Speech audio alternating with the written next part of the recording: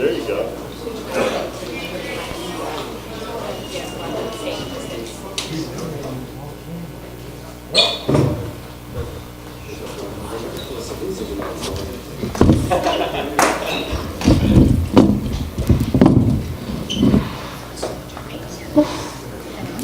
Want to be enough? Yeah, I think so. For now, I'll take one here.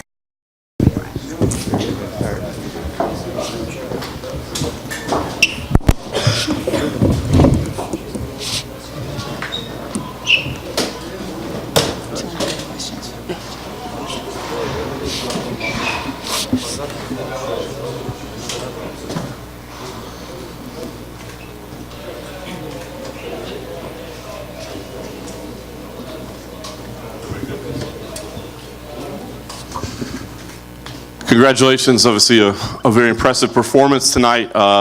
Didn't get maybe the vicious finish like you were seeking, but a good victory nonetheless. How did you feel overall? Поздравляю с красивой победой. Возможно, не получилось досрочно завершить бой. Как ты себя вообще чувствуешь? Большое спасибо всем. Да, возможно, где-то не хватило чуть времени, где-то подготовки, но я рад, что бой так сложился в мою пользу. Thank you. Maybe there was not enough time, or maybe the preparation wasn't good enough, but I'm glad that the fight ended this way. It was interesting. You continue to have your most success late in the rounds, almost finishing at the end. What do you attribute that to, that you were having such success in those last few seconds of the rounds? Очень интересно, что в конце каждого раунда почти у тебя очень успешно получалось завершить его. Почему ты считаешь, так получилось?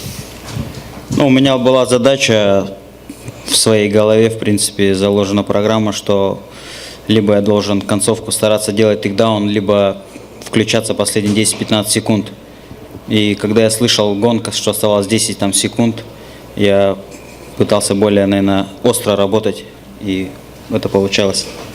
Yeah, I had a plan to finish strong each round, either with a takedown or with a flurry. And when I hear like a 10-second count, it's for me was a indication of going forward. There's a lot of discussion about who the number one contender is. Aljamain Sterling earlier in the night won. I'm curious if you saw that fight and what he thought, because Aljamain said immediately, "Don't worry about Yan, don't worry about Rivera. I'm the number one contender." What does he think? Очень много споров, кто должен быть стать претендентом номер один. И видел ли ты бой Стерлинга против Риверы? Потому что он заявил, что не нужно беспокоиться насчет Яна или Риверы.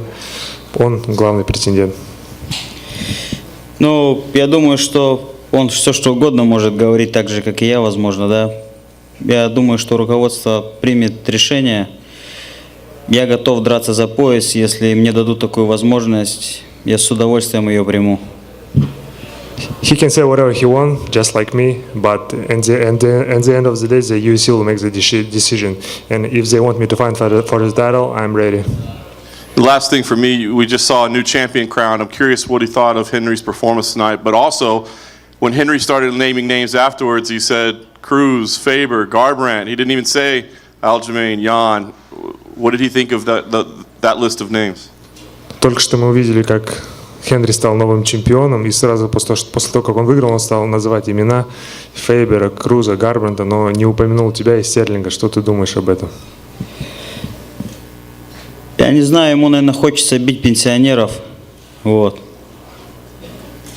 Я молодой, мне 26 лет. Я готов составить ему конкуренцию, и я с удовольствием приму этот бой и сделаю это отличной подготовкой. Медали, пояса сюда. Yeah, I don't know, maybe he wanna just fight the old guys. I'm young, hungry, I'm 26 years old, and I'm eager to take this opportunity to fight for the belt, and I wanna have 2 belts on my shoulder too. Peter over here, congratulations on the win. If a title shot doesn't happen next, would you be willing to fight Uriah Faber if he defeats Ricky Simon in a few months? Если, говорит, бой за титул у тебя не получится получить, готов ли ты подраться с Юрием Фейбером, если он победит в своем следующем бою? Да, конечно же, I ready, big name, Cody Garbrandt, Dominic Cruz, Uriah Faber. No problem, no title, okay. I won't fight top fighters. Any more questions? my English. You saying he's not a top fight? What? Did he say he was not a top fight? You're right. He said any big name. If title shot doesn't happen, then Uriah Faber, Cody Garbrandt, Dominic Cruz, he can fight them all. Я за год, скажу, подрался 5 раз, ни от кого не отказывался. Я буду драться. Если надо будет, будем бить, кого будут давать. Yeah, I fought 5 times in a year and never turned down the fight. You know, if they'll give me anyone, I'll take it. Any more questions? Thank you so much.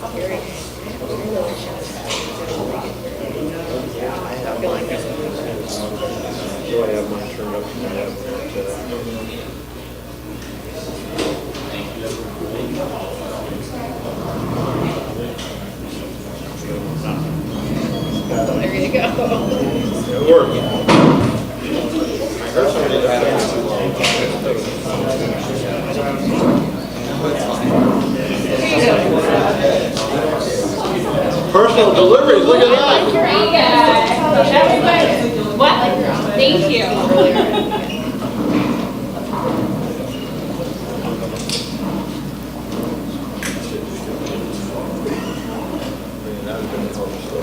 Oh, I know, yeah.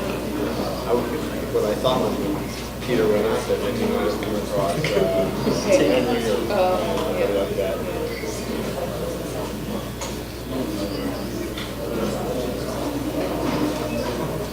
It's happened before.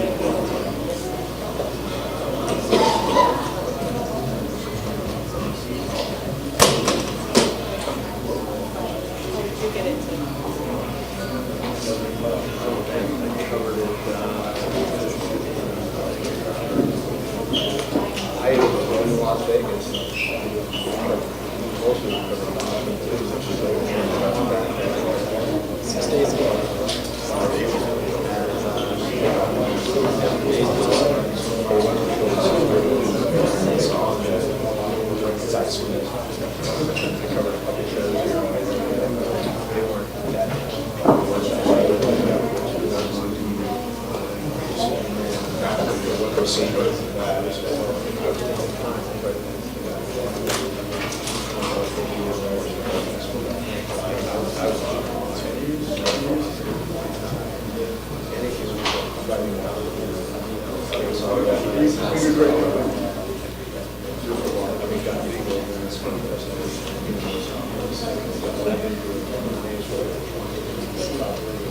What's up, Brian? Good to see you, brother.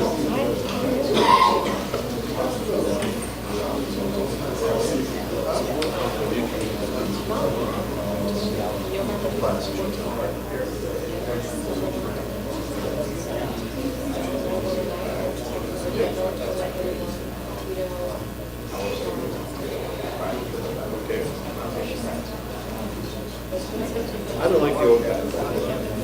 Seems to me though, I didn't know that that was.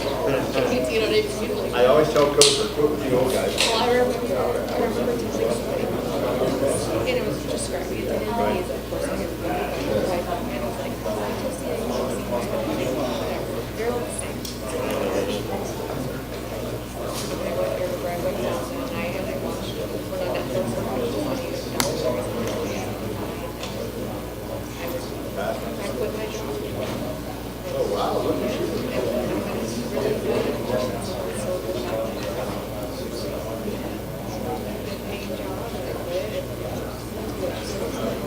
I've been a first time person to just go to college and go to college in a day. And I had 6 months here, more than 4 years, getting about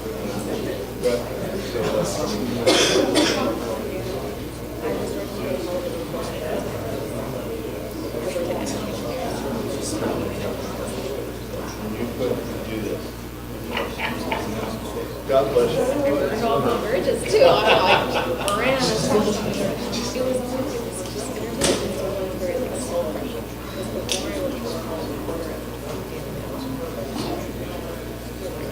The UK did?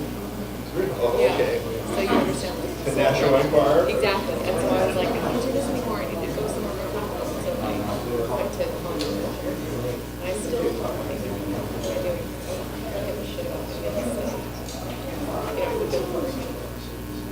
Couldn't wait. I should have been I'll tell you when it is.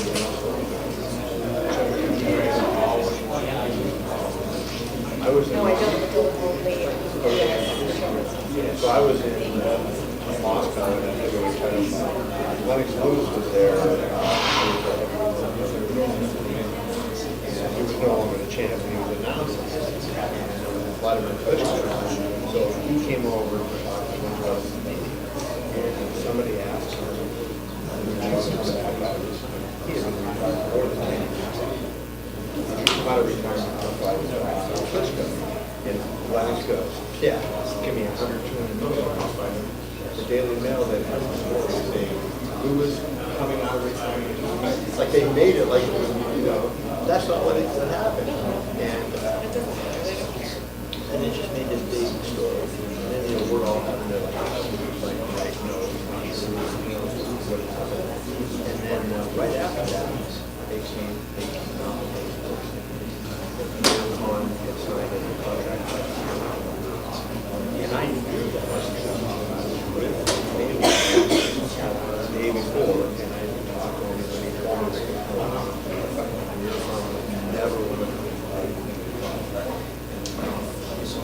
I went in some length with him. And they come out with shots thing, and they had to get on me for $45 million, right? And it's like, no. They're not paying it for $45 million. So I was just like, everyone was like,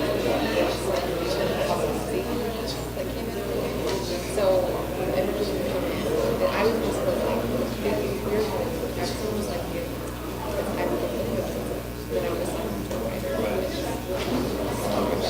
was and then but I remember I purchased the first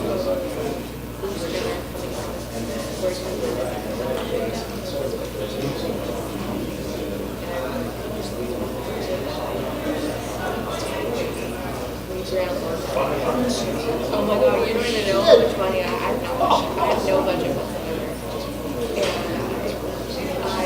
And I bought them, came out and did the whole settings and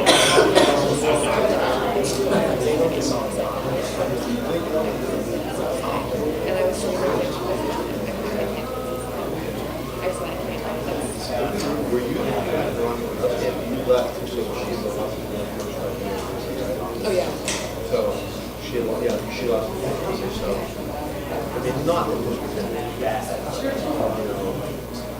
lost the fight. She was watching.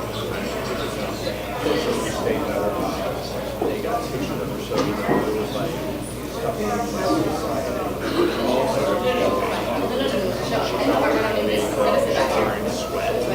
she looked her freaking absolute, and they ran out 25 yards.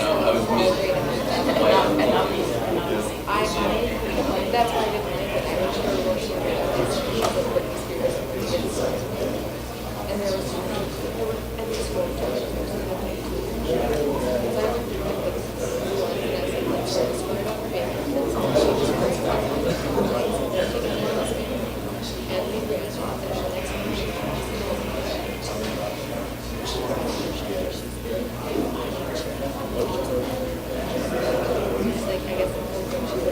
Going down to the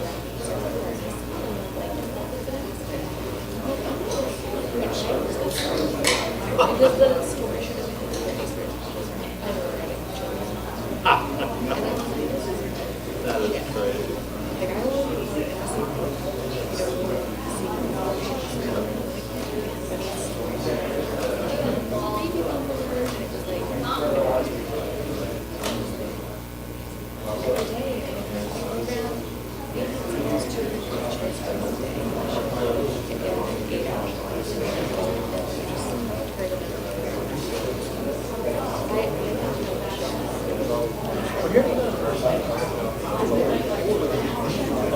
Right then, story.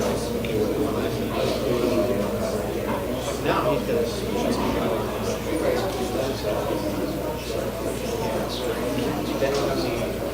I don't know. Look, I mean, as far as the people, we never so there was never, we're never doing interviews, we're never talking. So there was no reason for any of us to, like, we had tinnitus security. And a lot of the times they didn't show me, they were watching the video, so I have one by the Bible and then my name, that's it.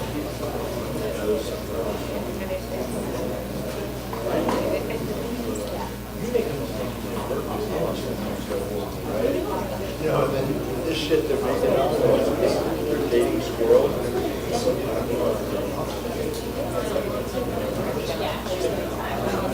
And also,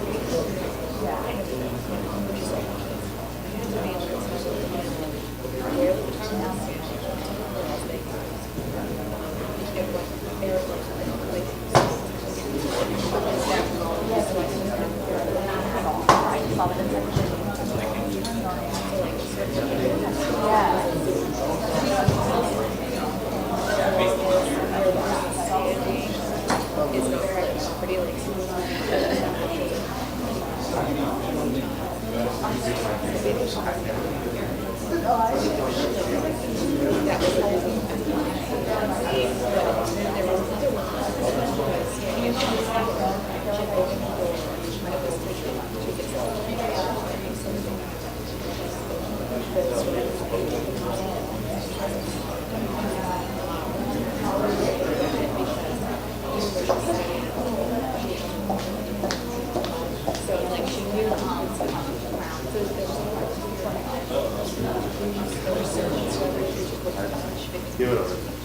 I should never have done that. I think Because we dealt with the ones before as well, but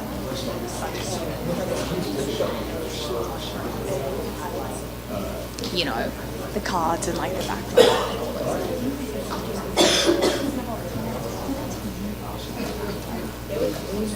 oh my god,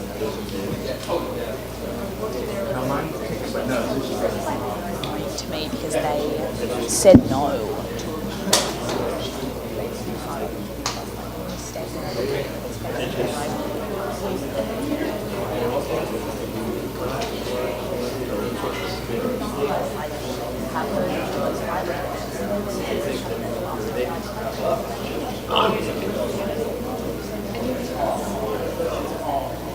The athletes, they wouldn't for us to have signings, but Screw you guys. yeah.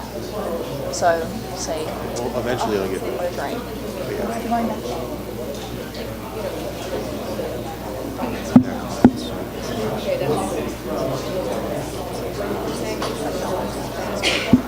Having one in. I know. Yes. She was from Adelaide, like born and raised. Yeah, loves it there, but how crazy is that? I just can't believe it. Like on a flight of all things. And like obviously she loves to stay there, like she loves it, her family Yeah. and stuff, but she's on like a. What was she? Yeah, when was she? What was she doing when she was flying back? Did you mean on like a holiday or something? No, so she was going to Sydney. I guess they bring in their regional managers or something. Oh, just LA. Just for a Oh, I week. thought you meant LA. That. I just met her at Adelaide to Sydney. Oh, that's huge. So we had maybe an hour and a half Yeah. talking, and then we talked every day since. Oh my god. Literally every day. What a treat. You need to be anymore. You really don't. Yeah.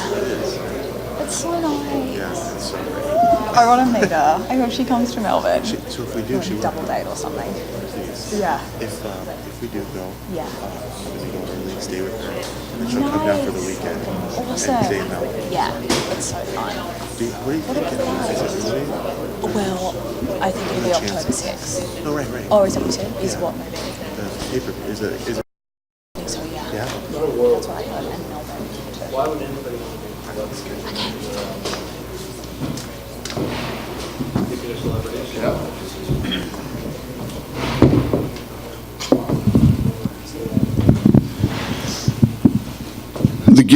The attendance tonight was 16,083. The gate was 2.03 million. Fight of the night was Ferguson and Cerrone. The other two bonuses went to Shevchenko and Cejudo. And then tonight there were 6 transports. Yan, Pedro Munoz, Ricardo Lamas, Aljamain Sterling, Cowboy Cerrone, and Jessica I. And Cowboy does have an orbital fracture. Who has the first question? Well, I guess knowing now that we know that he does have an orbital fracture, I guess it was good. But can you just talk about the crazy ending to Cowboy and Ferguson? I mean, the fight that everybody wanted to see. Was it disappointing for you? Did you think it was the right call? What did you think? Nah, listen, it's unfortunate because he did hit him after the bell, and it sucks when that happens. The ref should have jumped in there and made sure that didn't happen. And Tony Ferguson looked great tonight. He fought a great fight against a very motivated, prepared Cowboy Cerrone. So he deserves all the credit for the fight. It just sucks that, that thing's flapping out in the wind for him. So it happens sometimes, though. What are you going to do? Of course, we know that we got Khabib and Poirier coming up. Ferguson said I think he'd be open to a rematch. He said he'll take Conor. He said he'll jump into that title fight. What do you think makes sense right now? I know you said we got to kind of let both fights play out, but seeing how things went tonight, what do you think makes the most sense for Ferguson? Oh, that's what we need to figure out. When we get back to Vegas, we'll, get together on Tuesday and figure these things out. But doesn't really matter yet because, these guys still got to fight in September. We got Poirier and Khabib, so. I'll let that happen first. All right. Yeah. Shevchenko. I don't make fights the night of the fight. Of course. Shevchenko, can you just talk about that? I mean, maybe one of the most dramatic knockouts in women's history for sure, maybe in UFC history. She's a beast, man. She's an absolute beast, and she gets better every time she fights. Scary. Caitlin Chukagian was fighting first fight of the night. She said she thinks she deserves the title next. Do you know what makes sense for Valentina at this point? No. I haven't even thought about it. But the Caitlin fight was good. That was a close fight. It was a good fight. I don't know. We'll see. And then last, I got to ask you about Cejudo. A great accomplishment for him tonight. Overcame some early adversity. What did you think about his performance? I'm blown away by his performance. I'm never going to doubt that kid again. Okay, so tonight going into this fight, Morars is bigger, stronger, explosive. Has a ton of weapons, and he was busting his legs up. Cejudo, what he did tonight, he did it with no legs too. I mean, that guy had no legs left. I thought this fight was 10 or 12 leg kicks away from being over. And the way that he adapted in that second round and switched up the entire fight, running right into Marlon and trading with him. Then he puts him in the clinch and hits him with like 10 knees to the face, and the knees to the body that he was hitting him with. It was unbelievable. I am blown away. So, this guy has heard it all from, oh, you didn't really beat Demetrius. It was a fluke when you knocked out TJ. You can't deny the guy anymore. I mean, he's awesome. Yeah. He laid out kind of a weird hit list with Cruz, Faber, and Garbrandt. He didn't mention. I heard he was saying some nutty stuff on the mic. I didn't hear any of it, but I heard he was going crazy. Yeah, did any of those fights make sense? I mean, you got Yan, you got Aljamain that both think they're number one contenders. Right, and who was he calling out? Cruz? Cruz, Faber, Cruz is injured. and Garbrandt. Faber's old. And Cody. Huh? Cody Garbrandt. And Cody Garbrandt. Got it. Yeah. Yeah, I don't know. We'll sit down with him and figure out what he's talking about and see what we'll do. Cool. Last question for me. You said going in, you felt like he was the kind of guy that could defend 2 titles and would do it. But I said if he could get through Marlon Morars, right. I would not. I absolutely. Does anybody in this room think he couldn't defend both titles? Absolutely not. But After the Marlon fight, I'm blown away by it. He mentioned featherweight, though, as these guys said. I mean, And he didn't just go in there and try to wrestle. Right. You know what I mean? And put him against the fence and get on top of him. And he ran right into him and fucking wow. Yeah, I'm blown away. So, yeah. So did tonight do anything to impact the flyweight division? We're all trying to figure out what the future is there. Did tonight's performance have any impact on what happens with the flyweight 100%. division? Obviously, him winning had a lot to do with the division. So, yeah, it was yeah. Have I said that it's going away? Did I say it's leaving? I haven't even talked about that division in months. Well, will you confirm that it's sticking around then? How about we go the other way? Yes, I just did. Okay. Yep. Thanks. It is confirmed. Hey, Dan, over here. Did you talk to Cowboy at all on his way out before he went to the hospital? I didn't. and I mean, the fans were upset, but obviously he can't continue with the way that his eye was, right? I mean, Anybody that's in this arena tonight that thought the Cowboy should have continued the fight should be beat with a stick, okay? That's just horrible to think that guy should go back in there and fight like that. He would. Of course he would. But he shouldn't. And he didn't. That's why there's an athletic commission. And speaking of the commission, were you okay with all the things they did, the whole protocol, replay, and yeah, that was the right call? At the end of the day, me, you, the fans, everybody just wants the right decision. No matter how long it takes or what they have to look at, let's at least get the right decision. And I think they made the right decision. Cowboy should have never blew his nose. He knows he's lucky both his eyes didn't swell up from blowing his nose. So.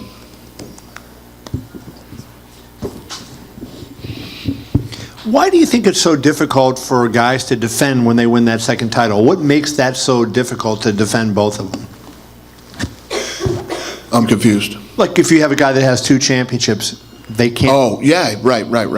Well, I think that, and tonight proved it. I didn't know. I knew there was going to be a huge size difference between these two, especially after weigh-ins and when they step into the octagon, like we saw with Holloway and Poirier, right? So I knew that Henry was going to be much smaller than Morars. And Morars is so strong and, like I said before, explosive and has so many weapons. And, the way that he fought Marlon Morars, I didn't even know he had it out in him, by the way. He bull rushed TJ and he caught TJ with a shot and he knocked him out. It happens. But when he got literally his ass whooped in that first round and his legs completely busted up, he went back to the corner and came out the second round with a completely different game plan that I didn't even know he was capable of. And it played out right there in front of all of us. That guy can fight at both weights, 100%. For as long as he can make the lighter weight, And she's a wrestler, and those guys usually can do it forever. When he fought Demetrius Johnson the first time, even going into that fight, not after the result, of course, did you have any inkling that he was this kind of potential as a fighter? No. And if you saw the first fight, you would think that how much better could he get for the second fight, And this kid, I'm not doubting him again. So you don't let him fight at featherweight, though, right? So He said in the ring that featherweight was of interest to him. You don't let him fight at featherweight, right?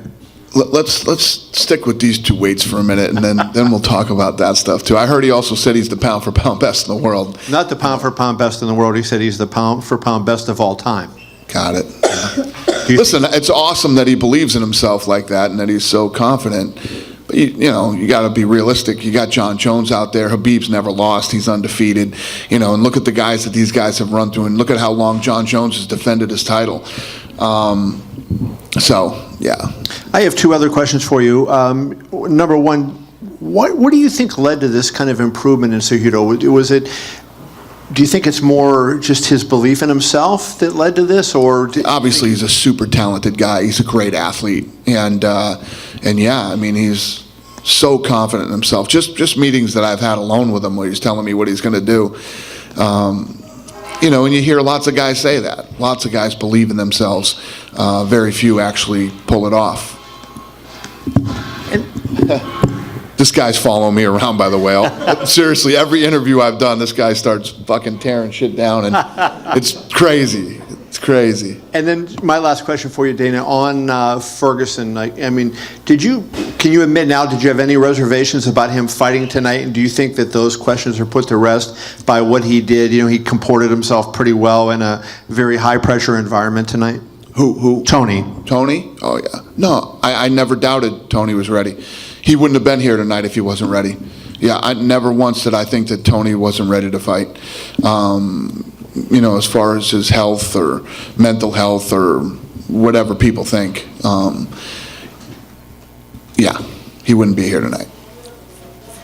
Dana over here. How impressed tonight were you with Alexa Grasso? And I know the Mexico card is coming up too, and you say you don't make fights, but is she somebody that you really want to get on there and probably pretty high up into the card too? So first of all, she's somebody that we were watching for a long time before she came to the UFC.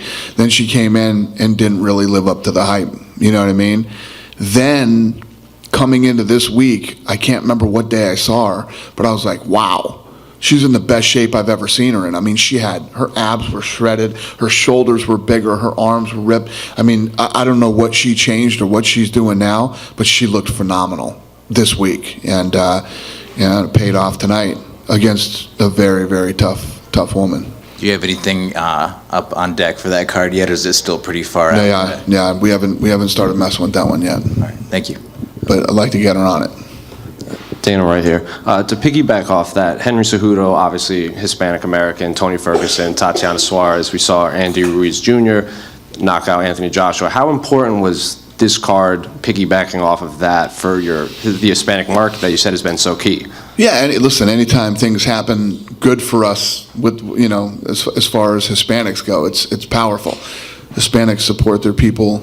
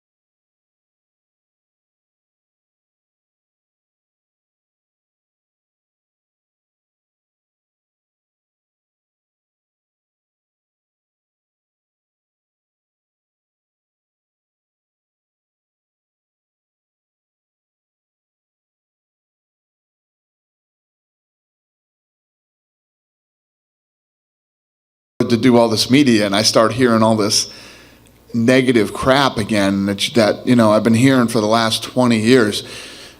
5 months, maybe 6 months in that ballpark, we've been with these guys. The business has gone like this.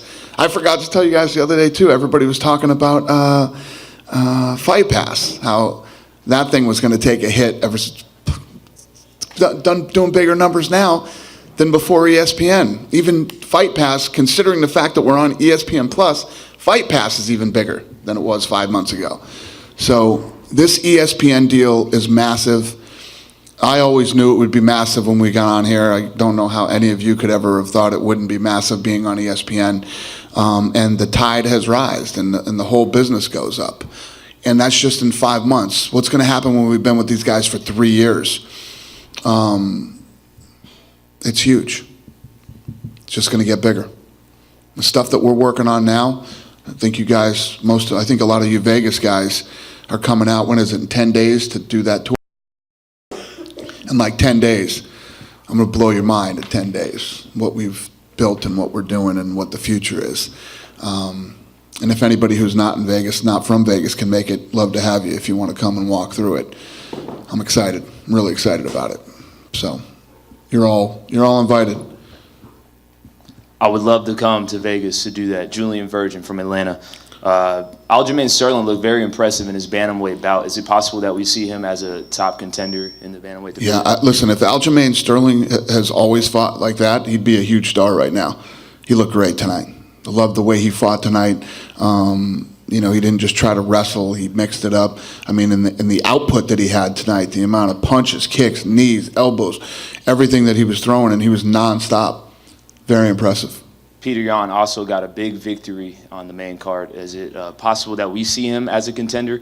Yeah, and he fought a Jimmy Rivera that didn't want to lose tonight. Rivera looked good too, and it's crazy if you think of the first couple rounds. I was thinking, Yan just won 2 rounds that he probably would have lost if he didn't get dropped. Rivera fought a tough fight, and Yan looked really good. Final question. Overall, how would you say UFC 238 went? As advertised. Everybody was excited about it, including me. I got here Wednesday. When's the last time you saw me at a fight week on a Wednesday? I couldn't wait to get out here, and the buzz for this card was huge. Everybody was talking about it, and it lived up to the hype. Thank you. Thank you. Hi, Dana. If, you may have confirmed this before, but what was the status of Sterling's leg? Yeah, hold on, let me see. Yeah, he went in for his leg, yeah. I don't know. Okay. I haven't heard anything bad, so that's good. Okay. I was going to ask about Sterling, but just to kind of follow up, you saw Sterling improve, you saw Yan presumably improve, but also Cejudo. Would you say either of those two guys are in Cejudo's orbit in terms of?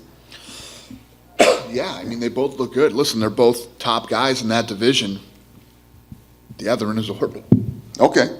And then finally, putting on your host hat, we know there were supposedly some Bears and Cubs here. In Chicago, we're always interested in that. Who did you entertain tonight in terms of? Theo Epstein was here, Rizzo. I'm close to those two guys. I don't know many of the other players and stuff. And I'm a Red Sox guy, so I don't know. Good, cool. But they were all here. There were Cardinals here. There were Chicago Bears here. Cubs. As soon as the game ended, they all rushed over here after the game. Really cool, and we appreciate the support. And I said this the other day, and I'll say it again. The support that this Cubs team gives us every time we come here in Wrigley Field, I've never seen anything like it. Such good people. The owner is a super humble, good guy.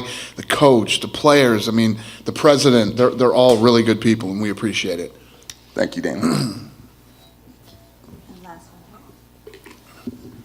Dana, yep. Today, 205-pound announcement for Chris Weidman. He said he'd like to fight in October when the Schmo interviewed him. Mm-hmm. Would you put him on the Khabib-Poirier fight card in Abu Dhabi? Yeah. Well, I we're looking at Chris right now and seeing when he's going to be healthy and when he can fight. But yeah, I think so. Potential opponent? What? Yeah. He's ready in October, not ready for September. If he fought in September? Are you messing with me, Schmo? You said you talked to him. Well, he said he'd like to said fight in October, but maybe Abu Dhabi would be a good fight card in September, Can he do it? if he's willing. He's not healthy. You just said that. Well, he's recovering. He said he'd be willing to fight in October, but maybe he can recover quicker. Schmo, stop playing games with me. Okay? Who would be a potential opponent for Chris Weidman at 205? There's a lot of guys. I mean, there's a lot of potential guys for him at 205. Rematch with Luke Rockhold? I like him in Cannonier. Okay. Appreciate Not saying that's what I'm going to do. I'm just saying that I like it. Huh? Is he? Yes. I still like that fight. He used to fight at light heavyweight Cannonier. The last thing, quickly, Cyborg just tweeted, said she asked for an immediate rematch and you had told her no. So, you remember that? Is that accurate? That she had asked for an immediate rematch. Remember I asked for an immediate rematch and you told no. I guess she flashed the press conference and heard what you said. Yeah. Hey, Cyborg. What's the story, Hunter? Do you remember?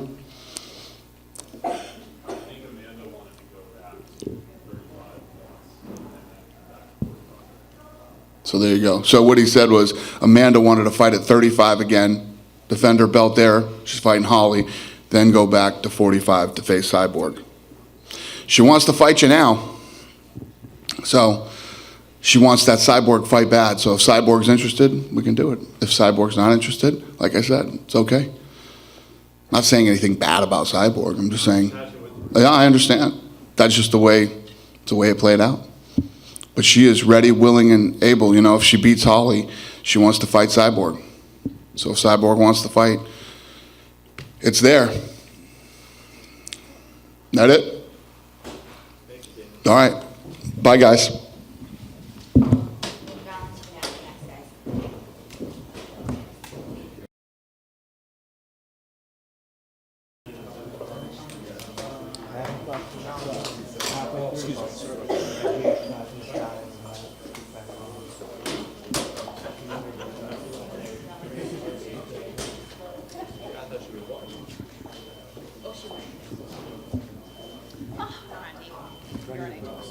Would you like to pull it? No. I know it's so lost. I get it. Does anyone have any questions for Valentina? I'm sure there are.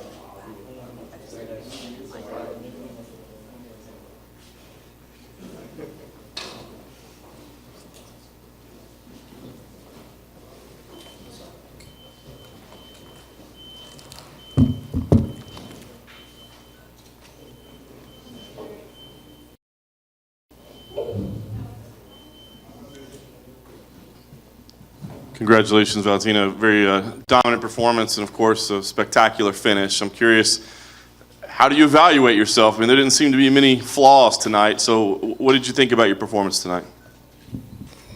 I think I did everything that I wanted. I prepared very good for the fight. And, of course, I'm very happy to finish it like this way by KO. And I think everything went good. The high kick was a spectacular finish, maybe the most spectacular in women's history. Did you have an idea that might be there? Was it a tactic that you had planned, or was it something you just saw in that exact moment? About this exact kick, it's about exact moment. But on my trainings, I train everything because being MMA fighter, I have to be able to use every single moment during the fight. And if I see the opportunity to make KO, I can do it because I have arms. And if I see opportunity to make submission, I will be able to do it because I was training for it. That's why I think it's very important to train everything. It was interesting because Caitlin Chukagian was the very, very first fight of the night, but she felt it was a #1 contender fight and that she deserves a title fight next. I imagine you didn't get a chance to watch it. Did you see any of it, and do you think she's a worthy contender? I didn't see the fight because I didn't see any fight of the card. But if she's in the position being number one contender, why not? And last thing for me, I mean, I imagine you got out of there pretty injury-free. What are the plans for you the rest of this year? I mean, are there dates that you want to, how many times, things that you have going? What do you think we'll see from you moving forward? I will start to think about it right tomorrow. Yeah, I will rest 1 week maybe, and then come back, go back to the trainings because I'm never resting. And of course, I'm ready to get back to the training camp and have another fight. And I think maybe like 3-4 months from here, it would be nice because I can still recover my energy and recharge for the new fight. Congratulations, Valentina. When Jessica went down, she went down very hard. Were you afraid? Were you concerned about how she was when you first saw her go down the way she did?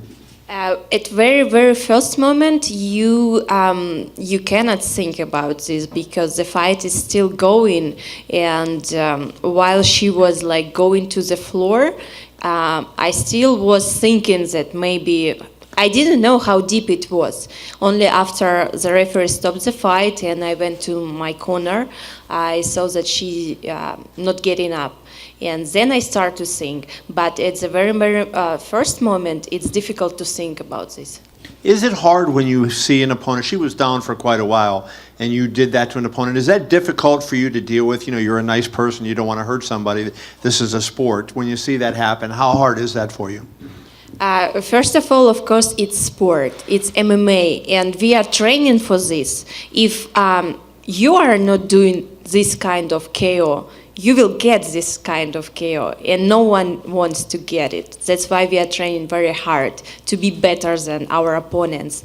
And of course, everyone who step into the octagon, they know what they can get inside there.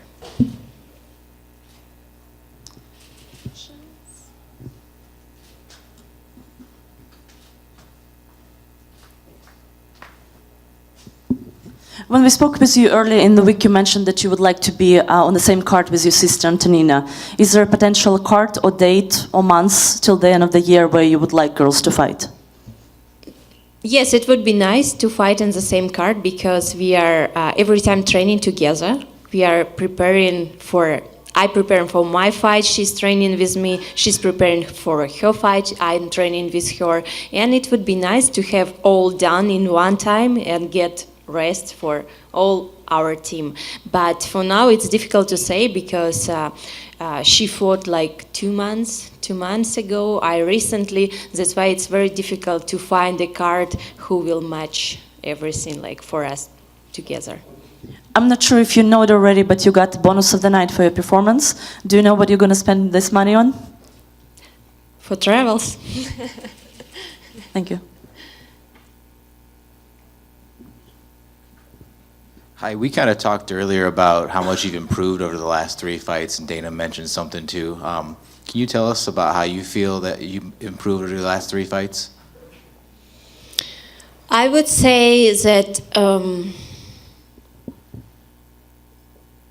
maybe the kind of being in my natural weight class affected this this game because how I said before, every time it's very different when you are fighting someone who is heavier than you and bigger.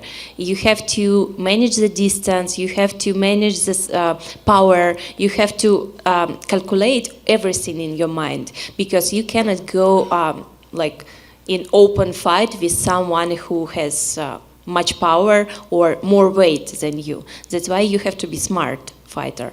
And maybe this everything it's matched like because I was waiting for so long to fight in my weight class, to fight with same sized opponents, and finally I'm here and I can show just all skills that I have. So you felt the best you've felt probably tonight in your career so far? The best, difficult to say because I had so many fights during my fighter career, not only MMA, but Muay Thai and different kind of martial arts. And each single fight, I have different memories. And every like preparation, it was special preparation.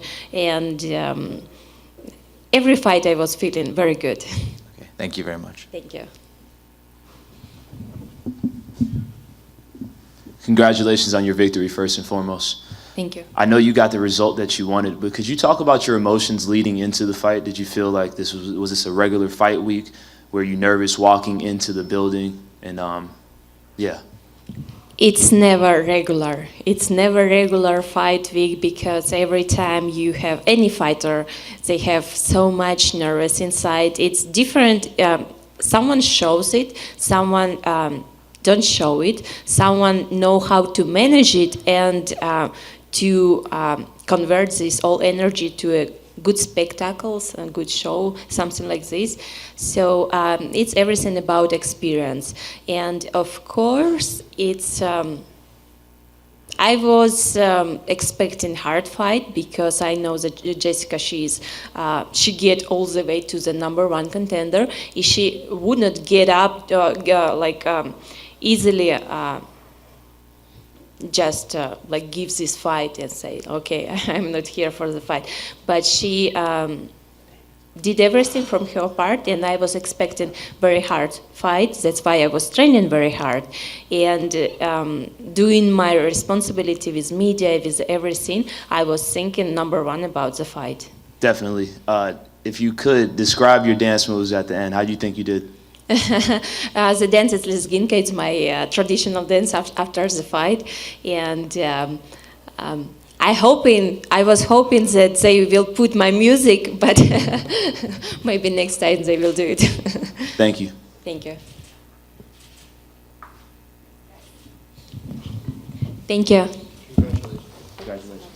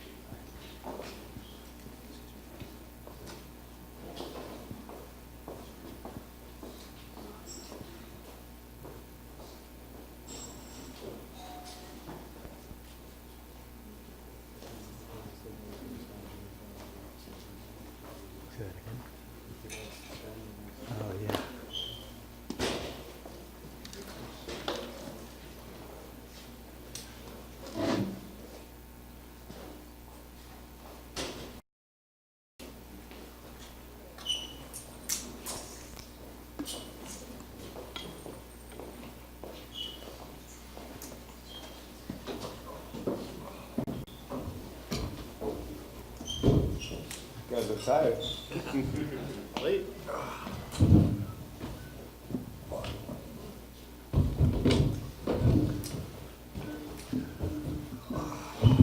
Tony, I know you weren't happy necessarily with the way the fight ended and the stoppage and that sort of thing, but you could see your disappointment. But now you've had a chance to kind of cool down a little bit, think about it. I mean, what are your thoughts at this moment? He was slowing down, I think. I mean, it was just kind of like a lot of the other fights. It took me a second. We had a long year, not a year from the last time I fought. It's different. Maybe it took me a little bit longer to get used to it. Didn't feel like I was in the fight until I got taken down. And then my Grand Valley roots, they propped back up. I knew I needed to get my ass back up so he wouldn't get any of the judges' scores. The second round, I saw him slowing down, the body shots, the kicks. I think he was a little surprised with my kicks. A lot of people, when they get kicked by a Cerrone, they're going to start backing down. We already knew that going into this fight, so in camp, we knew that there was no backing down. We were going to go forward. I saw him, when he was throwing more punches, I started to slip, and I started to see his confidence kind of start to decrease.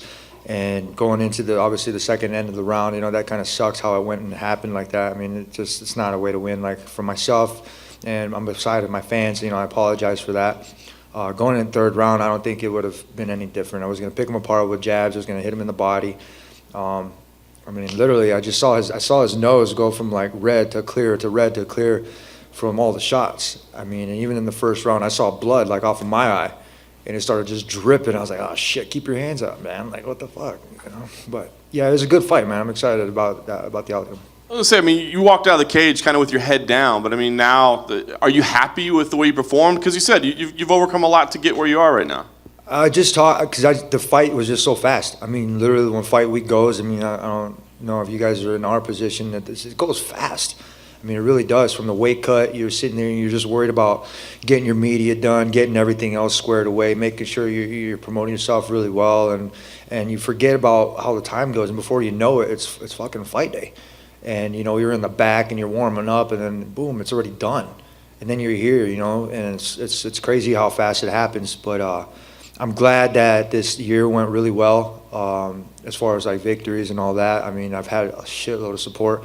I know I was kind of a dick to some of the guys over there, but literally, I mean, when I say that, you know, to F you to people that ask about like how I'm doing, my fans know how I'm doing.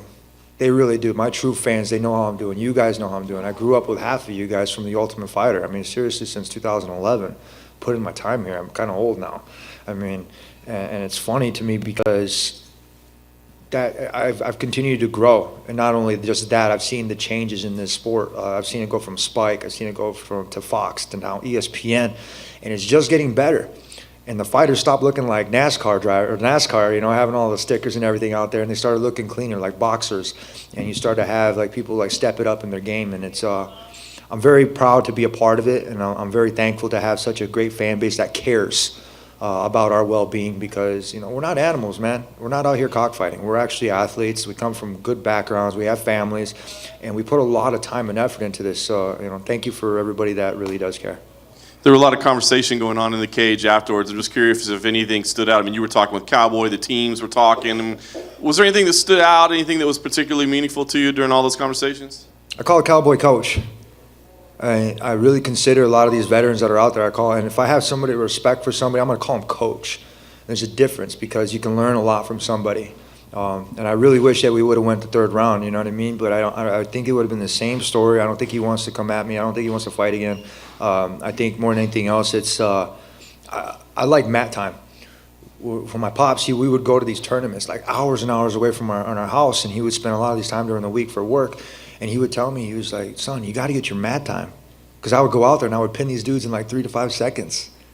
And it was funny because you would have like rack up like five matches, 3 to 4 matches, and you'd be there all damn day, dude, getting bleacher seat ass and just kind of sitting there, calluses on your butt. And if you've ever been to a wrestling tournament, I mean, you're there all day.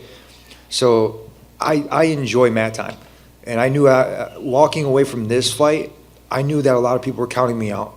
And they weren't counting on me to come back strong, come back anytime soon, actually. And I made it a point in my head, and I told myself, I was like, you're going to walk away like a champ no matter what anybody thinks. You're going to walk in there with your head held high, and you're going to walk out the same way that you walked in. Yeah, I had my head down because I heard the boos, but I think more than anything else, the fans wanted another round. And honestly, like, I would have gave them another round or two. And if you would have brought somebody else in there, it would have been the same fucking story, man. I would have bled all over the place. Because I know on my Sunday morning, that's one of my favorite songs, called Sunday Morning. And it's by Chaos, and it says the same thing. I can't wait till Sunday morning. That's when you wake up, everything's done, and you're sitting there and you're hugging your family, and then you're just kind of enjoying, you're recapping all the fight, you're recapping all the interviews and the pictures, you're looking at it, and you're like, yeah, that was fucking fun. Immediately after, you said you'd be open to a rematch, you'd be open to Conor, you'd be open to a title fight. If you got to call the shots, which one of those 3 scenarios makes the most sense for you? I got 12 fights in a row, man. I should be calling the fucking shots. I mean, I've had my title already. I mean, fuck, everybody else needs an eval. It's kind of funny, but I don't know what else I have to do in this division to keep after it, man. I mean, like I said, it's a round-robin tournament, but I'm tired of it, man. I'm here to stay. I am the fucking champ. You know, I don't have to go on and refurbish a lot of that stuff. You guys know what I'm about. You know I'm about the business. You guys know I'm about learning and growing. And fuck, man, if Dustin Poirier don't do it, I'm going to do it, man. Tiramisu needs an ass whooping. It needs 2 to the stomach from me. And if it's McNuggets, you know, for money fight or whatever, I mean, literally, he's an athlete too. I know the division misses him inside here, you know what I mean? I'm pretty sure he misses the fight game too. I mean, seriously, we need to see these fighters keep coming out here and representing themselves in the sport, because that's why you fucking got in it. like you're an athlete, man. Keep coming back. I mean, when it's your time to retire, go and fucking retire, man. I mean, seriously. But if you've made a name in this sport and you're able and you're within the age limit, fucking keep competing. And I really want to keep doing that. I want to keep representing myself and my team, my family, and I want to keep winning. What sounds better than 12, 13? But it sounded a hell of a lot better with a title shot and having that 13 victory. Last thing for me, Tony, will you keep yourself ready for Abu Dhabi in case something happens, or do you feel like you deserve a full camp if you're getting ready for a title fight? I'm going to go back on Monday and hit some cardio. I mean, I got a couple stitches in my eye. We're going to wait until those heal, I guess. And I'd like to post some more sparring videos. I think you guys I haven't sparred in years. I think I've told you guys that, right? I haven't sparred in years. I can't tell you the last time I sparred. Everything's about timing, it's precision, and it's about doing the drills that are really there. I really, really want to compete more now. I really do. I feel like that I'm not even peaking yet. I feel like that I'm competing with the best of them, these 20-year-olds that are doing sprints with me. I'm faster than them. I'm running further than them. I don't feel like Superman, but I feel like I'm just getting better, man. And not even like wine, dude, because that stuff gets stale too. So, I mean, straight up, man, I really want to just keep getting better, and I want to see how far I can take this mixed martial arts thing, man, and really, really, really hold on to that title for a fucking long, long time, man, and represent my country really well. Tony, right over here. It was a long road back to this weekend. I wonder, just when you walk into that cage tonight and just soak in the crowd, and this is the moment you've been thinking of for a long time at this point, how did that feel? Good. It felt really good. I try not to, what was it? I think Pat Barry told me, he was funny, if you start singing your opponent's song, you're doing it wrong. Or you start clapping for yourself, obviously you're going to lose. Or you start walking out to Eminem songs, no, nothing to Eminem, but there's a lot of these stipulations and stereotypes that go into like the walkout.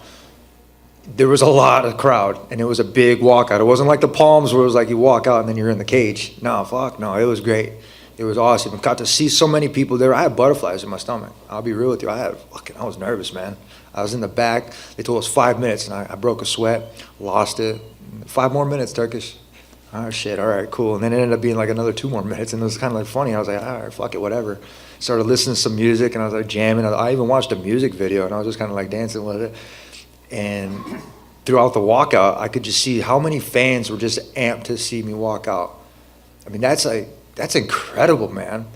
You don't get that in the gym. You're like walking to the gym, you're like, hey, slap hand. Oh, shit, there's nobody here. Nah, man, and then it's an immediate, like, just boom, and then it just hits you like a fresh breath of air. And you're walking out and you're hearing your song and you try not to force anything like dancing or doing anything else like that. You heard Cerrone say at the open workout, I'm not going to break dance for you guys. Usually I'll do something kind of like that. And I wasn't trying to force anything. I was just trying to soak it up, man. And it was really awesome. It was really cool, warming. The nerves, is that unusual, or is that something you usually feel before the fight? I think if you don't get the nerves, I think that there's something wrong with you. I mean, we're in there, we're about to go toe-to-toe with somebody that's preparing to kick your ass. I mean, literally, the nerves are good. I mean, people get nerves from playing badminton, I'm pretty sure, if it's high enough stakes. And nothing against badminton, But it's the fight game. And we prepare as much as we can. I mean, like I said, it's been a long year. I had a lot going on. And I didn't know how anything was going to go. I really was a short notice fight, and this dude was coming off of nice victories, man. So, you're a new kid. I mean, literally, you got everything on top of your plate right there. That's gold. So to compete with that, I mean, literally, your gold's got to be just as shiny, and that's how it was. Once you're in there, it felt like you started finding your momentum, you finding your rhythm, and then by the second round, you were rolling. What was working for you in there? Jabs, body shots, kicks. I think he wasn't. I utilized these kicks. My coach's Muay Thai is dope, dude, and we can count on my jiu-jitsu, which is awesome, and then my boxing, my movement within that. I mean, like, I put together a fucking solid team, like a really solid team. I don't have like a bunch of training partners. I have the right training partners, and when we all come together, it's all about business, man. It really is. I mean, this is a business. This is entertainment. But if you don't take this shit seriously, your ass is not gonna win, and you're gonna get hurt. And, my grandma told me, shout out to my grandma in 805 and all my family out there too in the 231.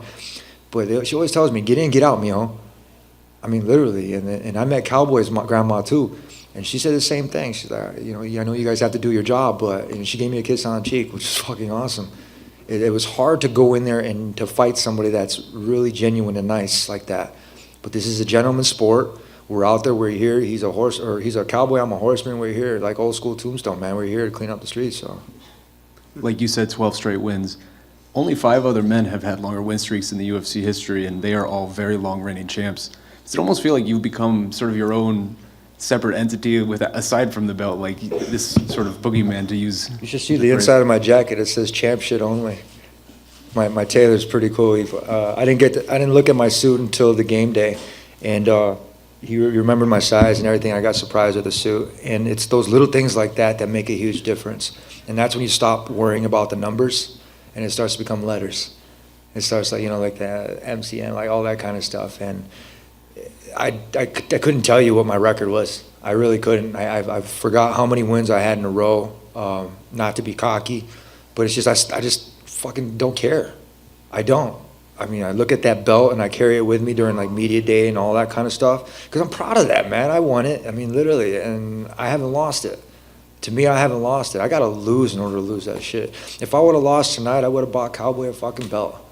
You guys understand that? Like, that's the kind of guy that I am. I don't care what anybody else is fucking doing, but that's me. So if I'm at 12 fights in a row and there's those people that are like that, I'm not going to look at that because I want to keep going. I want to be on the Hall of Fame. And how do you do that? You keep fucking winning. You keep putting your nose to the grindstone. You keep doing the damn thing. You don't worry about that other bullshit. It'll come with it. And then last for me, you mentioned open workouts. It seemed like there was a moment, maybe towards the end of open workouts, where you sort of laid down on the mat and just kind of took in the moment, and the crowd was really going for you. They were really excited to have you back. What did it mean just to feel the love from the community this week, throughout the week? Well, I actually laid down because I wasn't going to do anything. I was just going to sit there and lay down and see if anybody was going to be like, are you going to do anything? But just all jokes aside, I mean, like, I like to do like little things like that. But the crowd, I didn't expect it. I didn't expect Chicago to be so awesome. When we get here, Monday we went for a run. We put in 6 miles, ran to Lake Michigan, felt like home, like I was across Muskegon. And everywhere we went, dude, we had these people, Tony! I'm like, how they know it's me? And I'm like, oh shit, you got your jacket on. It says Ferguson on the back. So it says UFC, so I started cracking up, and the cameraman was actually running with us, which was pretty cool too, and he was keeping up. So it was inspiring, dude. Like, it felt like I was back where I belong. It felt like this, like, it's not just like where I belong. This is like my job, but not a job. It's like a career, but it's more than that. Like I said, aside from like victories and wins and stuff like that, I want to see how good I can get. I really do, because I don't think I've even peaked yet, man. And to have these people, they write me emails from all over the world, and they're telling how inspiring and how motivating, how just the things, you know, that went on, and just how to bounce back, and then from surgeries and from all the bullshit. And sometimes I get to respond to them, and I like to show my team a lot of this because, like, it's them. It's not just me.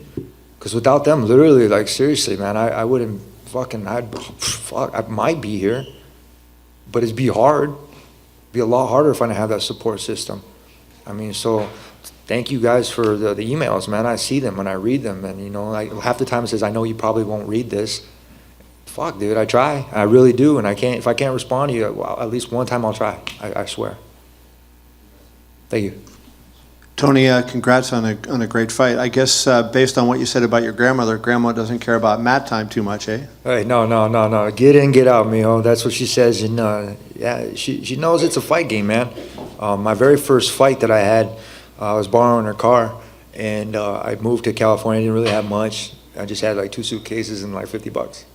And I borrowed a car, and the very first fight I had was an amateur fight. I went home.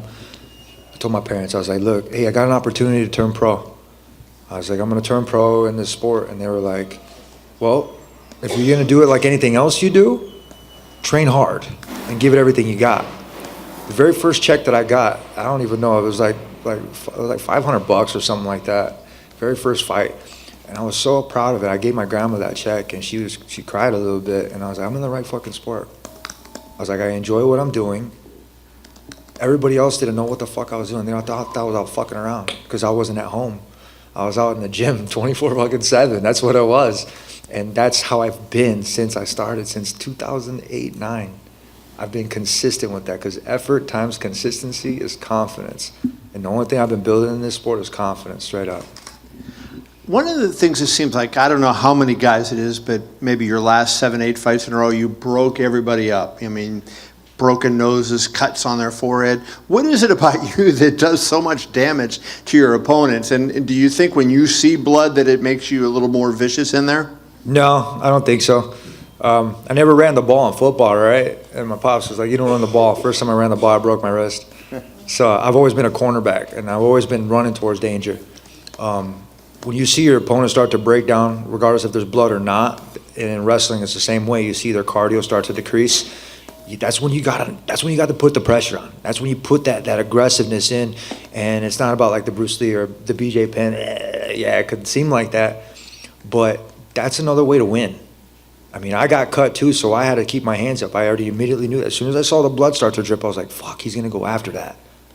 And it's just like, I mean, yeah, you said it, if you smell blood, you're going to go after it. More than anything else, it's just like a target. Boom, you're just going to be like, boom, I'm going to start picking at it. Make it better. Boom, boom, boom, boom, and then go somewhere different with it. And unfortunately for my opponents, I got sharp-ass elbows. My kicks are getting better. I got to thank my coach, Coach Billy. He's badass motherfucker, man. You know, the Muay Thai that we've done, nobody realizes the shit that we go through for that stuff, man. And there's a lot that goes into it. And tell us a little bit about what you go through then. Oh, shit. A lot of bag work. And my coach has got a full-time job. I mean, like, all my coaches, they got pretty much full-time stuff. So if they can't make it, I ask them for drills. I'm like, hey, can you give me a couple of drills so I can do this stuff? And they know I'm going to fucking do it. They know I'm going to go out there and I'm going to bust my ass and do that stuff without them being there. I don't mind training by myself, but this camp, I had my buddy Vic, he was there, and he was in the military. And there's a lot of military people that I have a lot of support from, and I have to think of myself the same way. I have to go out there and do it with professionalism. I have to make sure I do it and I get home safe. And that's the biggest priority that I have, is to make sure that I can make it back home to my wife and my kid. We could be doing a lot worse stuff, man. And we're in a sport, and I'm very fortunate to be able to do what I love. Your ring, is that anything in sports related? Is that a championship ring of any kind that you're wearing? It's a state championship football ring for MCC. And you were a key contributor? I was a cornerback. I was cool. I did all right. Were you as good as you were a fighter? I'd like to think I was a good athlete, still the same athlete. I haven't stopped, man. I'm a crusader. You know what I mean? And that's it's fun, man. It's something I've learned to be able to do, and I've had great coaches. I keep in contact with a lot of my coaches, and they always say the same thing. And I've been fortunate that all of my coaches said, they were like, if I can't get you to that certain spot, we're going to make some phone calls to get you to that next person that can. That's not selfish. That's unselfish. And I've been blessed with people that have done that my whole entire life, and it's pretty cool. I'd just like to ask one more question. If you could break down 2 fights, Poirier and Khabib, how you think that might go? And then yourself against Conor, if that fight gets made, that would be a fascinating fight. How do you see yourself matching with him? First question with Dustin and Khabib. I see Dustin, he plays a lot against the ropes.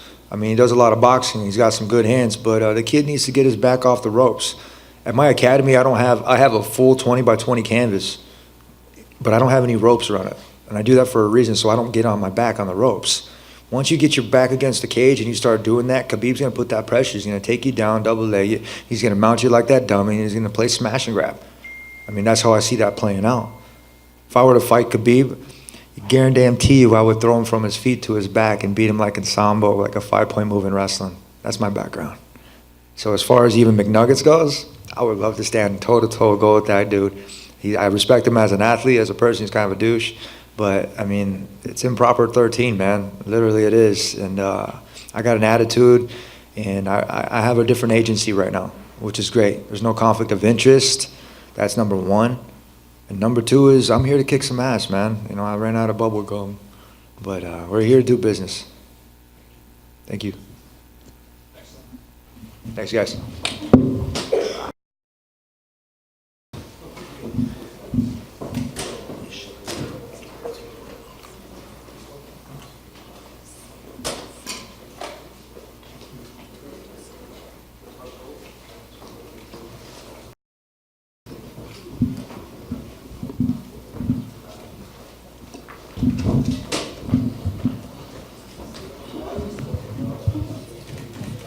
Marlon, I know it's still fresh for you right now, and of course you're disappointed, but just can you kind of sum up, I guess, how you're feeling right now, what the emotion is like for you? Man, I'm very upset. And my coaches worked very hard for this. You know, they put a lot of time. They believe in me. We train, and unfortunately, I lost. You know, I lost the fight, and I didn't perform well like I was doing training. And let's go back home. You know, and I'll be back, man. I'll be back, and I believe I'm gonna knock that door again. I'm sure you'll want to go back and watch it, but in your mind right now, can you think about maybe what changed? Because it seemed like you were really having some success early, and then he was able to make some adjustments and kind of start pushing you back. Do you know what changed from the first round to the second to the third? I think my movement, you know, I felt in the fight, I think I felt a little, he hit me, I hit him back, you know, we started to brawl a little bit, and that one of the biggest things on the game plan from my coach is don't brawl, you know, you're faster, just throw the combinations and don't overload the punches, and that's what I did. I made the mistakes, and I paid for. And the stoppage itself, what did you think about it? I mean, you were definitely in a bad spot and taking some strikes, and the referee's looking out for your safety, but there were just a few seconds left. What did you think about the stoppage? Man, I couldn't defend myself well, but I think I was just tired, you know, and he took care of me, and I think a couple more seconds I could get back for the fourth round, but, you know, man, it was my fault, you know, and nothing to say about the referee. Last thing for me, give me an idea of what you do see for yourself. I mean, do you want some time off? I mean, this was an emotional build-up, and I'm sure a tough camp. I mean, do you feel like you need some time with family, or do you want to get back in there as quickly as possible and get this out of your mind? I mean, what do you think makes sense for you moving forward? Man, I'm 30, you know, and I gotta go back train. That's all I have. If I don't do that, what am I gonna do, you know? And I wanna perform. I wanna get back in the cage again in the octagon, and I wanna leave everything I have inside there.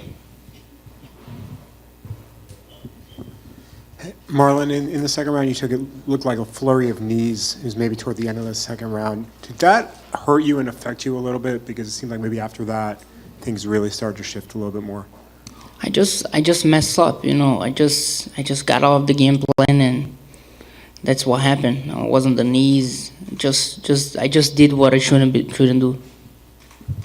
And what did he say to you after? Because both you guys were down for a while after, and it looked like took a while for you to get back up. What did he say to you when he embraced you? Nothing, just respect, you know. And he's a good fighter, and he's a great athlete, and he's now 2 division champion. And he was humble. He was nice, you know. I just said congrats, and let's get back, man, and knock that again.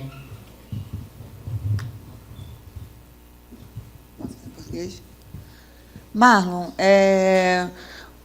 você estava vencendo o primeiro round, mas onde foi o momento que você acha que realmente virou a chave, que você se perdeu ali na luta? Eu acho que foi da metade do segundo round para lá. Eu comecei a cometer alguns erros ali que eu não vinha cometendo nos treinos, e era exatamente o que eu não podia fazer. E acabou que ele cresceu na luta.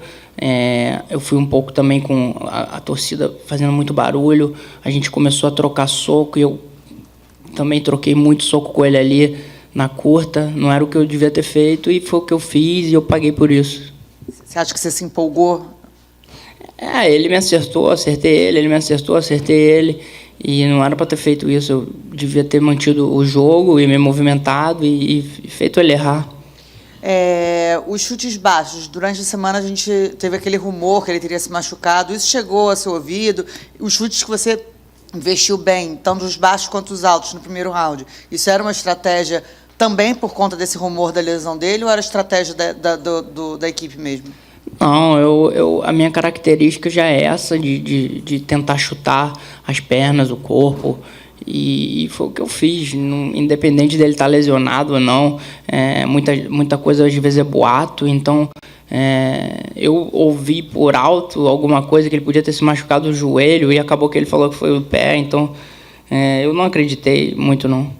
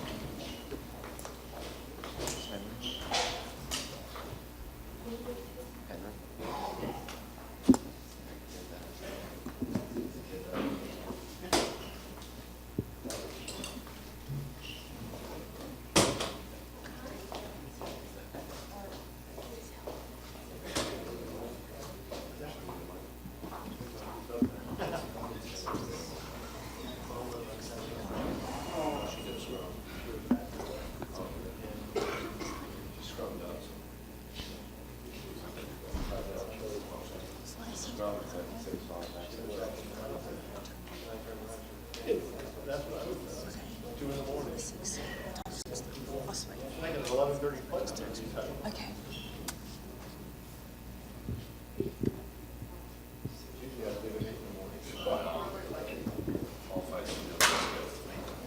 Yes.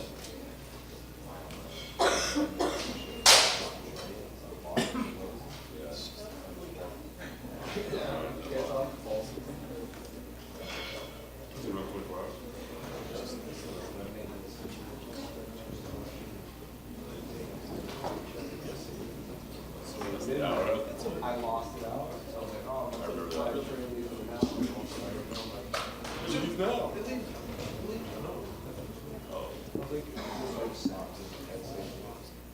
Four o'clock this They don't let you speak. There's no here.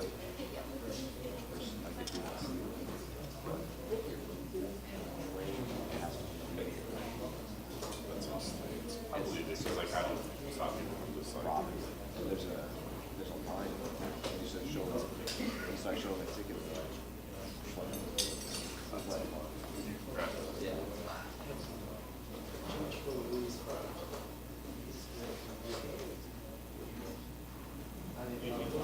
He told us that he played Eddie wants to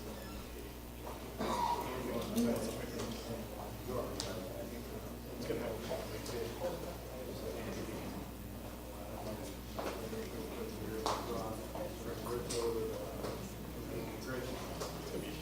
Bye, Jake. Here. Las Vegas.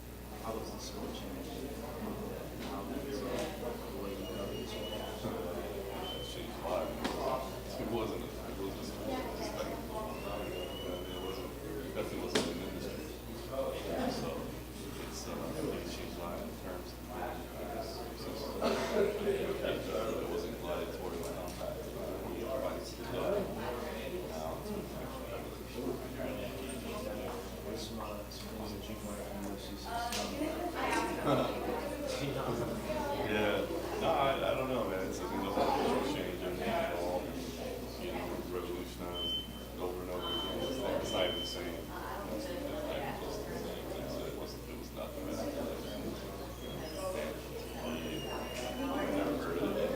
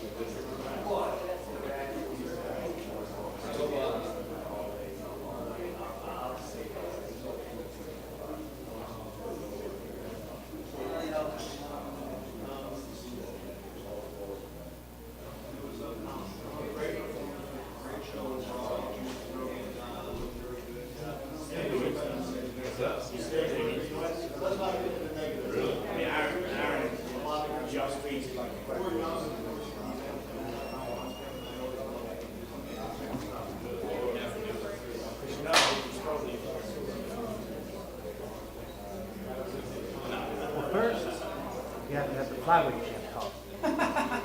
Then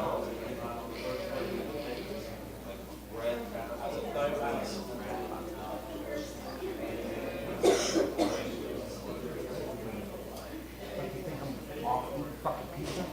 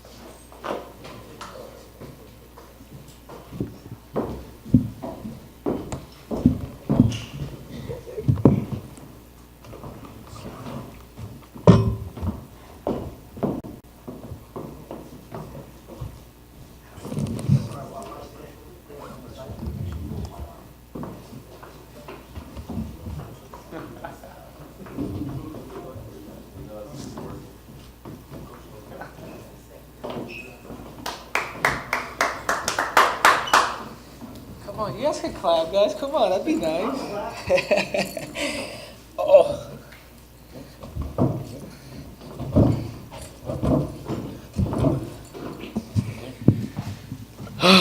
Man, it's... Henry, you're certainly no stranger to big wins. You know, you were already the flyweight champion. There's reports you may have won a gold medal at one point in your life. I'm not sure about that, but it's right here.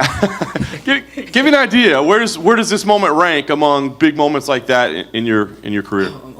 Man, I don't even know if I could even rank these. I really don't, man. Like the Demetrius Johnson was extremely special to me. Like that one was. But this was, I mean, this puts me in the legacy. This puts me in a very secluded club. I mean, I'm the fourth person to ever hold them, you know, simultaneously. And that was almost never my goal. Like my goal was to just win the Olympics, be a UFC champion, and that's it.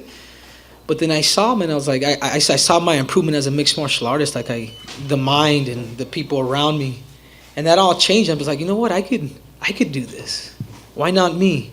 And it was, you know, hats off to Marlon Morars. The dude is strong as steel. I remember seeing him across the cage. I'm like, damn, that's who I'm gonna fight.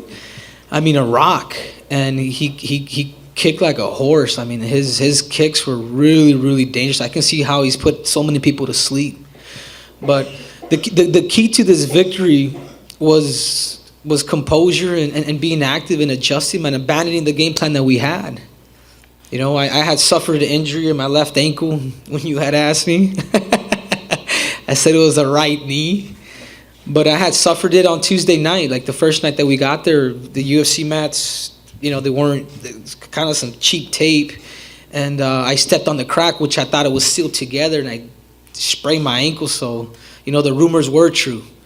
But I had to kind of keep it to myself, get therapy along the week. You know, hats off to Heather Linden for doing that.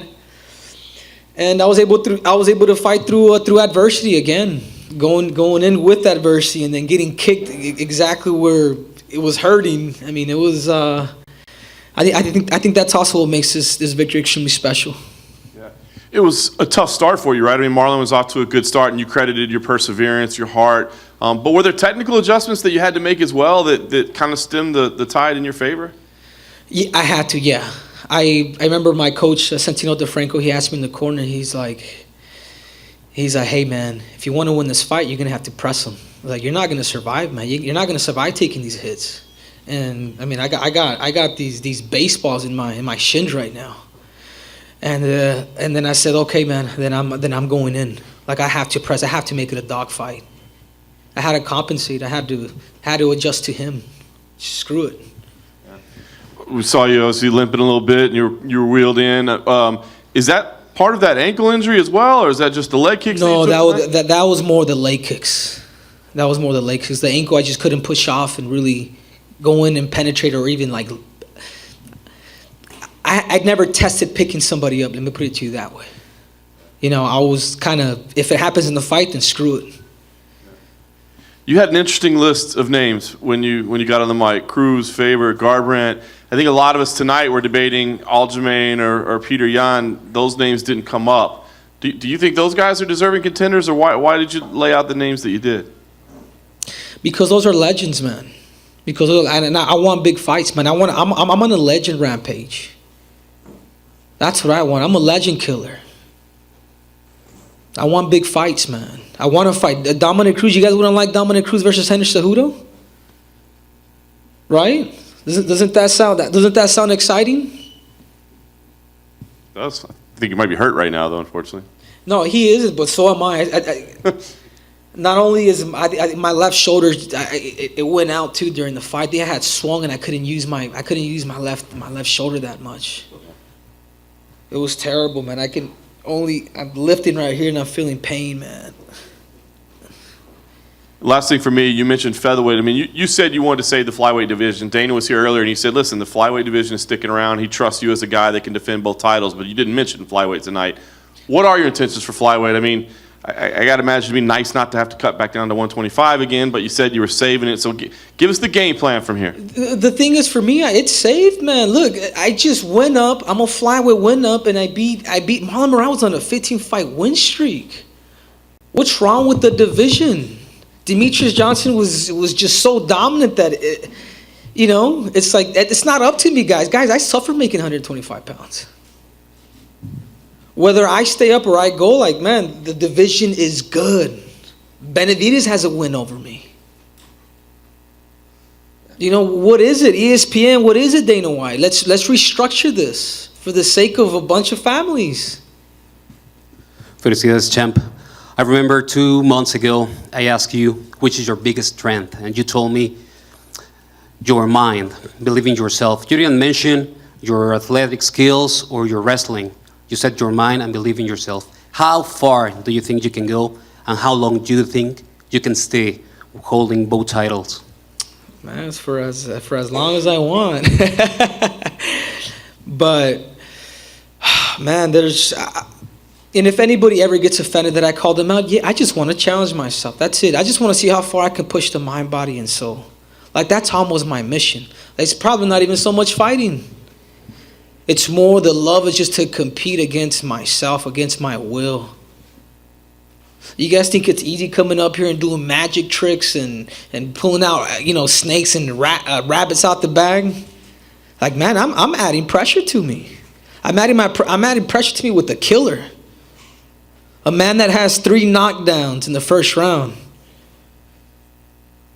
So another thing that I'm going to talk about is I need to meet with Dana White too, man. I need a meeting with him because I need heavyweight money. I feel like I'm the face of the UFC now. And I should be I want to get paid like one. And Dana White has been great to me. He's been really good. I have nothing bad to say, but I want to make heavyweight money. I want to change this game. Question right here for Henry. Congratulations first. A lot this week was made of your karate stance, your wrestling, your boxing, but you put on a pace and didn't stop. How underplayed was your cardio and how much of a factor was that in that fight? Man, I train with the sports performance-based company called Neuroforce One, and all my training, like everything, is just under science, like everything. And a lot of my credit, I owe to my team. I mean, there's the team of Captain America right there, which for you guys in my opinion, that's the 2019 Coach of the Year. Not to go off subject, but Patricio Pitbull just won his second title. I mean, this man is breaking records too. 2 double champs. But anyway, what was the question again? Your cardio, how much of a factor and how much of an underused weapon, or people don't talk about it as a big weapon for you? Yeah, I think it's probably credit me, but you also want to discredit in this situation Marlon a little bit. That's a lot of power, man. I hope you can maintain throwing all that power with somebody that could take it. So, I would love to credit science too, but sometimes it's your rival too. That's a lot, man. There's a pace to this game.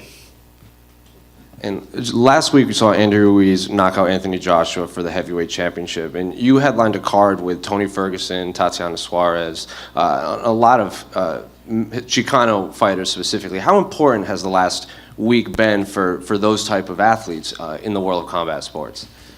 Oh man, it's in our heritage. But obviously, always first and foremost, I am an American, but from Mexican descent. But it's almost like when you're from Mexican descent, it's almost like in your DNA. It's almost like it's your job. If you're gonna fight, you better win. You fight to almost be a legend because of the people that have paved the way for us. So when Andy Ruiz won, it was almost like it almost becomes a victory for like all of us, dude. It's so I took a lot of inspiration even from him. Huge underdog.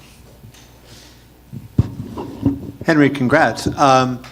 When you lost to Demetrius in the first fight with Demetrius, could you ever have envisioned this day? Were you doubting yourself as a martial artist at that point? It actually drove me a little bit more, Kevin. I needed to have that chip on my shoulder. But there was a point where I just didn't know if I even wanted to do MMA. Like I was just so sick of competing that you guys forgive me.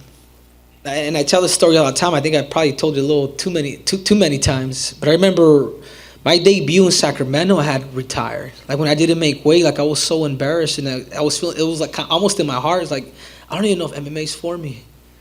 I didn't make weight. I go up to Sean Shelby and I tell him, Sean, I says, thank you for everything, man, but I'm retiring, man. I'm sorry. I says, I'm sorry, man. And I went off and I crying, dude. I went straight to the airport and got a flight home. And I remember Captain Eric, and this is what I'm telling you, man. This is why, you know, a coach is not just somebody that holds paths or techniques or is at your fights, but somebody that will tell you your truth. And I remember leaving, I remember Eric was like, no, you're the best in the world, Henry. You're the best in the world. This is your game. I believe in you. And I remember just pushing him aside, man. I was like, dude, get out of here. I had to close the door on him. He's like, you can still fight. Like, he was still trying to get me to fight, too. And I remember going back home, and I was there for 2 weeks, and I didn't come out of my room. And I've never been a guy to get, I don't want to say necessarily depressed, but sad over a loss, because I've always gave it my all. And that time I felt like it was just, it hit me hard. But I remember after 2 weeks were done, I says, you know what? I called Sean Shelby. I said, Sean, I want to fight, man. Can you give me the biggest dog you got? I'll go at 135 pounds. So it's adversity, man. What's made me has been these things that have happened in my life. It's putting chips on my shoulder. I hate to lose, and I love to win. Do you, after the Johnson fight, you lose to Benavidez? I mean, I know you think you probably won, and he thinks he won. So, like, did that even add further to it? You know, because you come back and you don't get back on the winning track right then and there. Yeah, it does. It does. But it also humbles you a little bit too, and these are good lessons too. I take a lot from losses. I take a lot of the good out of it. You know, I understand it's beautiful because you know that you can lose at any given time. And I love doing Motivational Mondays for that reason. You know, it's like, and I said it, you guys watch my Motivational Monday. I says, Marlon Morars is a dangerous man. He can knock me out. I have a 50% chance of winning because he's so dangerous. But that goes for anybody across the board. You mentioned that Santino had said in the corner, you know, you need to do something. I mean, instinctually, were you aware of that? I mean, are you just so much in the moment that, you know, you have to hear the coaches kind of tell you, hey, you need to make this adjustment? Or do you have that instinct in you that you can adjust on the fly, just sensing what's going on in the cage? I had that instinct. And when he told me in the corner, and they told me, "Hey, dude, you just gotta be in boxing range. You can outbox this dude. You gotta hurt him because you're not gonna survive taking kicks like that." And I just says, "Okay." I says, "I would have to listen to," but I says, I think I said, "Okay, I'm going in." I says, "I'm going in like a kamikaze." How big were those knees? I guess as part of that, because you landed those knees, and that seemed like the beginning of the end of Marlon. Yeah, I saw that, and I saw he was dunking his head. Like I said, it was a lot of it is he threw a lot of power. He threw a lot of power, and I won't be able to walk for the next week. So he was kind of dunking his head after a while. He was just throwing, and I just grabbed it and I just went at it. And once I knew I heard him with that first knee, I knew that was a key. I knew that the knees are going to change this fight. Henry, Julian Virgin. First and foremost, respect to your accomplishments, man. Secondly, you had some issues. He stuffed a couple of your takedowns in the first and the second round. Could you describe the finishing sequence of the fight? Man, I don't even know if I remember. A part of it, too, with the takedown was kind of not being able to leverage and really get explosive in there. 'Cause, you know, I just didn't know how far I could take it. But the finishing touch was his demeanor. His demeanor, the fact that what he was showing me in his face, he was showing me in his breathing. He was showing people sometimes speak it when you fight. You landed a couple elbows. Did you know at that point in time the fight was over? Were you going for the finish? Yeah. I wanted to finish him. I knew my elbows were just going hard. They were coming at him like swords. And we had drilled that exact same side too this morning. Boom. So there was a lot of animosity before the fight leading up to it. What was said following the final? We just congratulated each other. Even like I said, even prior to this, you know, besides the animosity, he's a great man. I can tell when people have beautiful souls. Marlon Morars, I can tell by his presence, he has a really beautiful soul. So this was nothing but business for me. And, you know, we shook hands like sportsmen. And we says, hey, man, congrats, dude. And I says, hey, man. I just said, I think I even told him I love him. Finally, how did Chicago treat you this week? Chicago was, Chi-Town is, I like it, man. I've been able to fight, my last 3 fights, I fought in LA, I fought in New York, and I fought in Chicago, man. Three of the you know, the 3 biggest cities in America. So it's been cool to end it in Chicago. Triple C, congratulations. Oh, the schmo. Last night, you had a nice Chicago dinner, steak dinner with your team. What was the theme of that dinner? The theme of the dinner, to not talk about fighting? That's exactly what it was. Guys, doing media is a pain. Jesus, you guys have no idea. Poor Ronda McGregor. So you hear it all the time, and then your team wants to talk about it all the time. I'm just like, all right, guys, enough. Dude, talk about something else. So that's what the talk was about, not to talk about fighting. You and Marlon are both represented by Ali. Has he contacted you? What was the message? Ali hasn't. I haven't checked my phone. I'm sure he has. Ali's he's like a brother, man. Sometimes I think a lot of people, he's misunderstood by a lot of people. He's a great man. I'm sure he called. What was the last thing he said to you? He said, best of luck. He says, you know, you're a legend. You accomplish everything, man. He says, I look up to you. I'm just like, damn, Ali, it's really nice of you, man. Thank you. Henry, my last 2 in Spanish. Después del primer asalto, ¿qué fue lo que cambió? Te había castigado mucho, sobre todo en el primer round, con esas patadas a las piernas. ¿Qué fue lo que cambiaste? ¿Cómo hiciste tu approach para poder dar la vuelta a la pelea? Man, eso le creo que el corazón, o sea, más que todo si está lastimado. O sea, entré lastimado y me lastimó. Eso fue doble el dolor. Pero fue el querer, o sea, fue algo del corazón, fue algo de, hey, man, eso me pertenece a mí. Ese fue más el pensamiento para mí. Esto me pertenece a mí. Y en el segundo round me dijeron, mi entrenador me dijo, si tú quieres ganar esta pelea, necesitas boxear a él, necesitas estar enfrente de él. Y eso es lo que hicimos. Yo les dije, bueno, si eso es lo que vamos a hacer, le voy a entrar. Y le entré. Con ese tipo de victorias, Henry, ¿dónde crees que ese tipo de triunfos te ponen actualmente dentro del deporte y dentro del UFC? De verdad no sé, de verdad, man, esta significa mucho. No te puedo decir dónde está rankeado, pero significa mucho. Significa mucho porque, man, yo respeto mucho a Marlon. Yo creo que él es un peleador muy bueno, o sea, 15 consecutivas de peleas, o sea, noqueando a todos en el primer round. Yo sabía. Eso no fue tanto por el cinturón, pero creo que también fue él. Porque yo sabía que era el número 1 contendiente aquí en los Estados Unidos. Digo, en el mundo.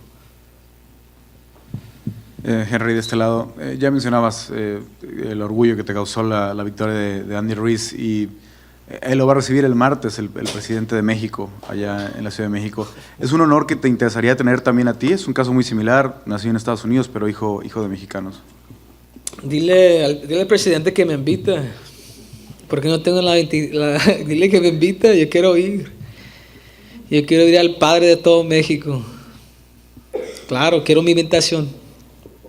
Digo, obviamente lo de Andy Ruiz ha llamado mucho la atención, pero tal vez tienes más méritos todavía, la medalla de oro, los 2 títulos.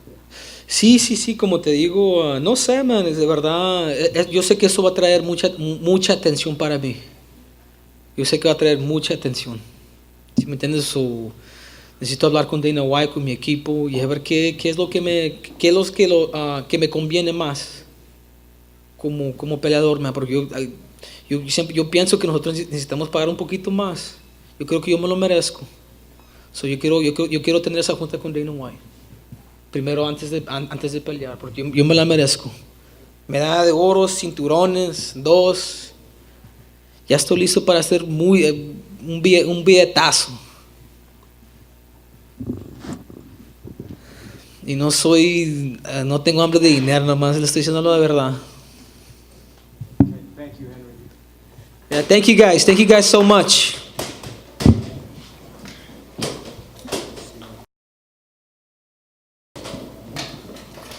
Oh, hold on. Yeah, you guys gotta pick me up.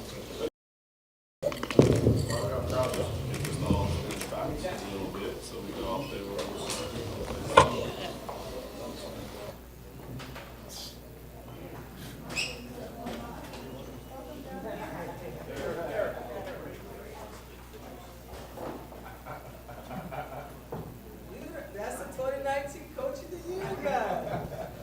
Embrace the cringe.